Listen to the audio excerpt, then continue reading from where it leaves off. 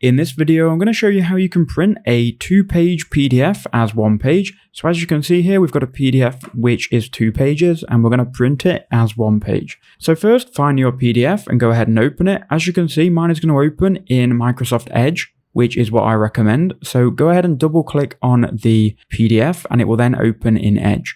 From here, go to the print icon in the top right hand corner and it will open this window. Now, what I would do if your PDF is taking up the whole screen, hold Control and then scroll down on the mouse scroll wheel, and then you'll be able to see everything here clearly.